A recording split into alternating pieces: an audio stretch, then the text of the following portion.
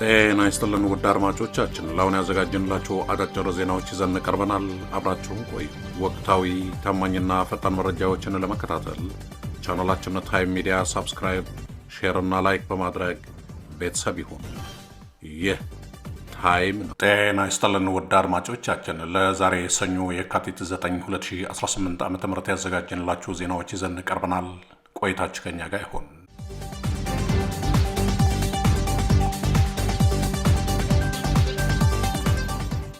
በአማራ ክልል በጎንደር ግንባር የብልጽግና ጦር ከባድ ሽንፈት አስተናግደዋል። በዚህ ታሪካዊ ተጋድሎ ላይ 2 የፋኖ አባላት በክብር ተሰውተዋል ሲል የአፋብን እዝ ግንኙነት መምሪያ አስታውቋል።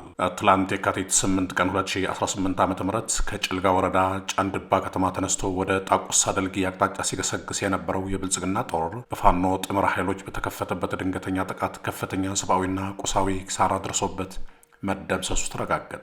በአፋብን ጎንደር ጠቅላይ ግዛት እዝ ስር የሚንቀሳቀሱ የቤገምድር ክፍለ ጦርና የዞብልጃኖ ክፍለ ጦር ጥምር ኃይሎች በጋራ በወሰዱት የተቀናጀ የቆረጣ እርምጃ የብልጽግናው ጦር መንገድ ላይ ተከቦ ለመፈራረስ መገደዱ ተገልጿል። ውጊያው በጭልጋና ጣቁሳ ወረዳ አዋሳኝ በሚገኙት ጨው ድባና ወርቅ ድባ በተባሉ ስልታዊ ቦታዎች ላይ ከቀኑ 9 ሰዓት ጀምሮ እስከ ምሽቱ 2 ሰዓት ድረስ ለረጅም ሰዓታት የዘለቀ ሲሆን በዚህም የጠላት ኃይል አብዛኛው ሰራዊቱና የጫነው ጓዝ በቦታው ቀርተዋል። በዚህ ወታደራዊ እርምጃ የብልጽግና ጦር ከፍተኛ የአመራር ኪሳራ የደረሰበት ሲሆን የሻለቃ አመራሮቹን 100 አለቆችንና በመቶዎች የሚቆጠሩ መስመራዊ መኮንኖችን ጨምሮ ከ150 በላይ የጦር አባላት ሙትና ቁስለኛ መሆናቸው ተመላክተዋል። እንዲሁም የሰራዊትን ጓዝ የጫኑ በርካታ ተሽከርካሪዎች በእሳት የጋዩ ሲሆን የተረፉት ሟቾችንና ቁስለኞችን ለማጓጓዝ ሲጠቀሙባቸው አምሽተዋል። ባለፉት 12 ቀናት ውስጥ በተደረጉ ተከታታይ 4 ውጊያዎች የብልጽግና ጦር በድምሩ 2 ሻለቃ 500 አለቃና 2 የሎጂስቲክስ መምሪያ አመራሮችን ጨምሮ ከ250 በላይ አባላቱን አጥቷል። ከዚህም በተጨማሪ ከ150 በላይ ልዩ ልዩ የጦር መሳሪያዎችና ከ25000 በላይ ልዩ ልዩ ጥይቶች በፋኖ እጅ መግባታቸው በዝርዝር ተገልጸዋል። በአሁኑ ወቅት የቀረው የብልጽግና ጦር ኃይል በመንገዶች መዝጋት ምክንያት ቁስለኞችን ለማንቀሳቀስ ተስኖት የሚገኝ ሲሆን እንደ የመጨረሻው አማራጭ የሄሊኮፕተር ድጋፍን ለመጠቀም እየሞከረ መሆኑን ተጠቁመዋል። በዚህ ታሪካዊ ተጋድሎ ላይ 2 የፋኖ አባላት በክብር መሰዋታቸው የተገለጸ ሲሆን የአፋብን እዝ ግንኙነት መምሪያ ስለ ጀግኖቹ ተጋድሎ በቀጣይ ዝርዝር መረጃ እንደሚያቀርብ አስታውቀዋል።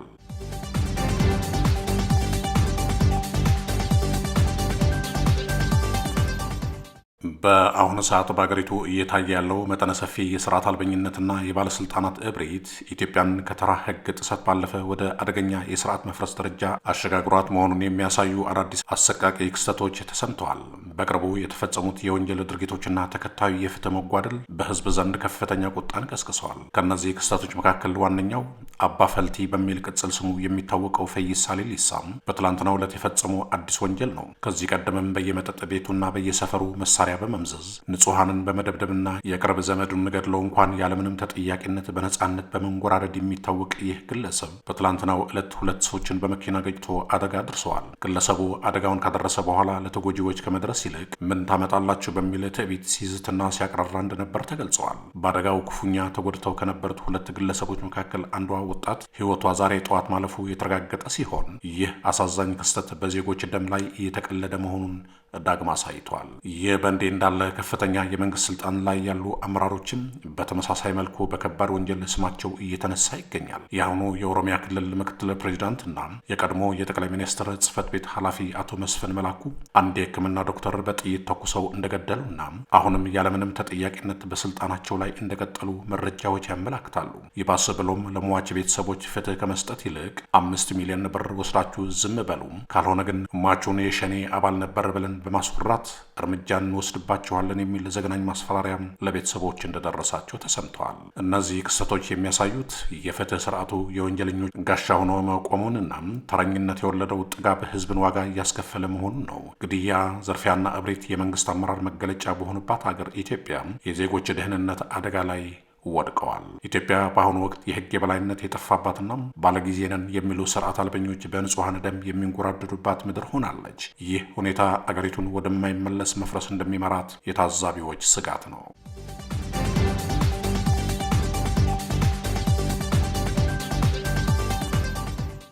በአርሲ ዝዋይ ዱጉዳ 18 የሚሊሻ አባላት ተገደሉ። የፌዴራል ሰራዊት ከአካባቢው መውጣትን ተከትሎም የጸጥታ ስጋት ነግሰዋል። በአርሲ ዞን ዝዋይ ዱጉዳ ወረዳ ዛሬ ረፋድ ላይ በኦሮሚያ ሚሊሻና በኦሮሞ ነጻነት ሰራዊት ኦላ ታጣቂዎች መካከል በተቀሰቀሰው ከባድ ግጭት 18 ሚሊሻ አባላት መገደላቸው ታወቀ።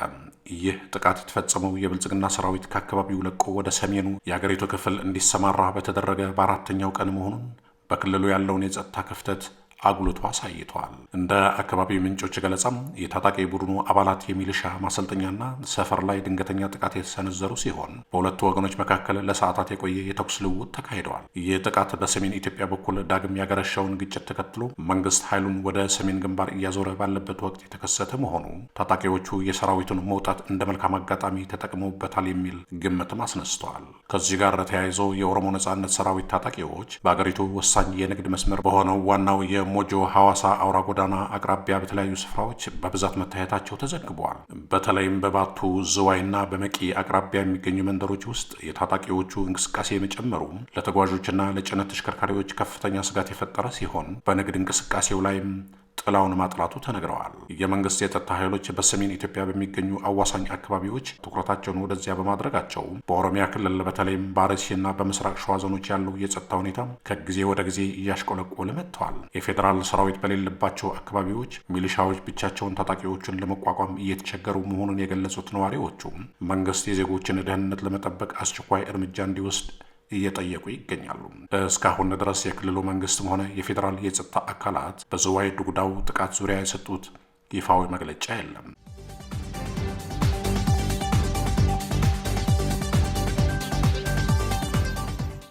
በአላማጣ ከተማ አስተማማኝ ሰላም መስፈኑንና የብልጽግና አስተዳደር የነበረው ገደብ መነሳቱ ተገለጸ። የአላማጣ ከተማ ከንቲባ አቶ ሞገስ ሽፈራው 51ኛው የካቲት 11 የትግራይ ህዝብ የትጥቅ ትግል በዓልን አስመልክቶ ባስተላለፉት መልእክት 11 ለካቲት የትግራይ ህዝብ በከፈለው መስዋዕትነት ድል ያስመዘገበበትና ትልቅ የፖለቲካ ለውጥ ያመጣበት ታሪካዊና ክቡር ቀን መሆኑን ገልጸዋል።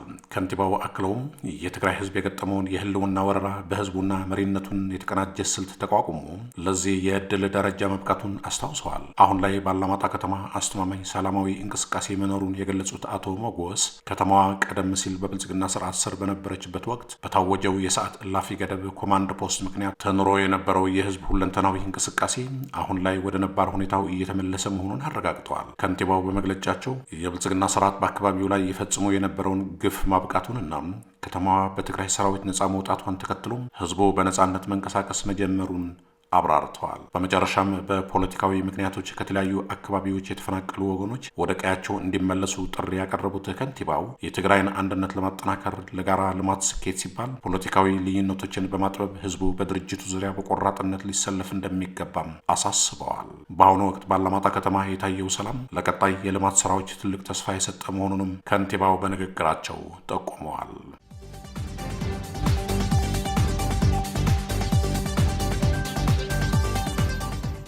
በአሁኑ ወቅት በመላው ኢትዮጵያ የሚገኙ የንግድ ባለቤቶችና ነጋዴዎች የሸቀጥ ማጓጓዣ ከባድ የጭነት መኪናዎች እጥረት እንዳጋጠማቸው በከፍተኛ ምሬት ሪፖርት እያደረጉ ይገኛሉ። ይህ ችግር የተከሰተው የብልጽግና መንግስት በሺዎች የሚቆጠሩ ሲኖትራኮችንና የግል የጭነት መኪናዎችን በግዳጅ በመቀማት ወታደሮችንና ወታደራዊ ቁሳቁሶችን ወደ ሰሜኑ የአገሪቱ ክፍል ለማጓጓዝ በመጠቀሙ ነው። ይህም የአገሪቱን የንግድ እንቅስቃሴ ሙሉ በሙሉ ከጥቅም ውጭ ያደረገ ሲሆን በገበያ ላይ የመሰረታዊ ሸቀጦች ዋጋ በከፍተኛ ሁኔታ እንዲንርና ህዝቡ ለከፋ ችግር እንዲጋለጥ ምክንያት ሆኗል። አገሪቱ በከፍተኛ የውጭ ምንዛሬ እጥረትና የኑሮ ውድነት እየማቀቀች ባለችበት በዚህ አሳሳቢ ወቅት መንግስት የዜጎችን ቀዳሚ ፍላጎት ከመፍታት ይልቅ በሚሊዮን የሚቆጠሩ ዶላሮችን ለጦር መሳሪያ ግዢ ማፍሰሱን ቀጥሏል። በቅርቡ የተገዙት ዘመናዊ የሱ-30 ተዋጊ ጀቶች፣ የረዥም ርቀት ሚሳይሎችና ከመላው ዓለም የሚታፈሱ የድሮን ቴክኖሎጂዎች የብልጽግና መንግስት ለሰላማዊ አማራጭ ቦታ እንደሌለውና ለዳግም ጦርነት እየተዘጋጀ መሆኑን ትልቅ ማሳያ ተደርገው ተወስደዋል። ይህ መጠነ ሰፊ ወታደራዊ ዝግጅትና የጦር መሳሪያ ድግስ አገሪቱን ወደማይቀረው ደም መፋሰስ እየገፋት እንደሆነ በስፋት እየተነገረ ይገኛል። በአጠቃላይ በመላ አገሪቱ የሚታየው የወታደር ንቅናቄ የንግድ ተሽከርካሪዎች ለጦርነት መሰብሰብና ያልተገደበ የወታደራዊ አቅም ግንባታ ጦርነቱ ሊፈነዳ ተቃርበዋል የሚለውን ስጋት እውን አድርጎታል። መንግስት ለኢኮኖሚው መረጋጋትና ለህዝቡ ሰላም ትኩረት ከመስጠት ይልቅ የጦርነት ነጋሪት መምረጡ አገሪቱን ወደ ጥቁር የታሪክ ምዕራፍ እየመራት እንደሆነ ይስተዋላል።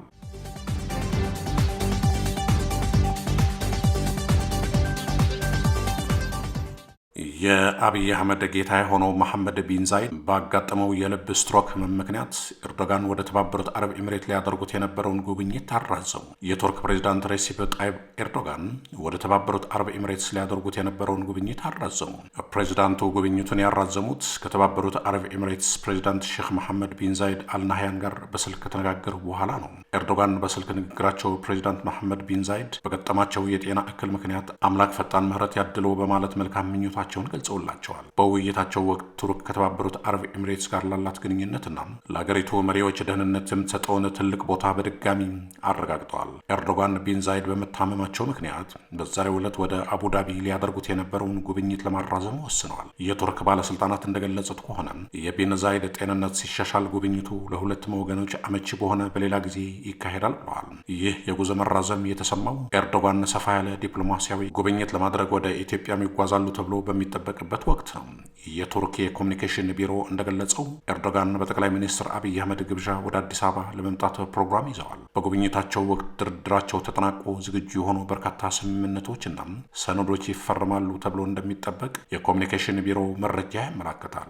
የኤርዶጋን ጉብኝት የታቀደው ቱርክ በአፍሪካ ቀንድና በገልፍ ቀጠና የምታደርገውን ዲፕሎማሲያዊና ኢኮኖሚያዊ ተሳትፎ እያሰፋች ባለችበት ወቅት ነው።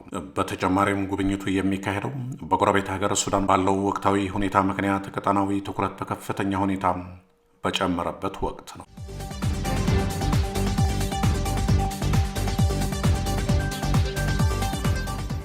በዘይሴ ብሔረሰብ ላይ የዘር ማጥፋት ዘመቻ ተባብሰዋል። ዛሬ ብቻ ከ20 በላይ ንጹሐን ተረሽነዋል። በደቡብ ኢትዮጵያ ክልል በጋሞ ዞን በሚገኘው የዘይሴ ብሔረሰብ ላይ የተከፈተው መጠነ ሰፊ ጥቃት ወደ አስከፊ ደረጃ መሸጋገሩንና ዛሬ የካቲት 9 ቀን 2018 ዓ.ም በደንቡሌ ቀበሌ ብቻ ከ20 በላይ ንጹሐን ዜጎች በጸጥታ ኃይሎች መረሸናቸውን የሚገልጹ አስቸኳይ መረጃዎች ወጥተዋል። ድርጊቱ በአካባቢው መንግስት የታገዘ የዘር ማጥፋት ዘመቻ ነው ሲሉ ነዋሪዎችና የዓይን እማኞች በከፍተኛ ሮሮ ድምፅ ቅሬታቸውን እየገለጹ ይገኛሉ። ከስፍራው በስልክና በማስረጃ የደረሱ መረጃዎች እንደሚያመላክቱት የክልሉ ጸጥታ አካላትና የጋሞ ዞን መዋቅር በዘይሴ ደንቡሌ ቀበሌ ከ20 በላይ ሰዎችን ከየቤታቸው እየጎተቱ በማውጣት በጥይት ረሽነዋል። የተረሸኑት ዜጎች አስክሬን በደንቡሌ ጤና ጣቢያ በአንድ ላይ በሚያሳዝን ሁኔታ ተከማችቶ እንደሚገኝና የአካባቢው ማህበረሰብ በታላቅ ድንጋጤና ስቃይ ውስጥ መሆኑን ታውቋል። በተመሳሳይ በዘይሴ ወዘቃ ቀበሌ ከ20 በላይ የሚሆኑ ወንዶችና ወጣቶች ከየቤታቸው ተለቅመው በጸጥታ ኃይሎች የተወሰዱ ሲሆን እስካሁን የት እንደደረሱና በምን ሁኔታ ላይ እንደሚገኙ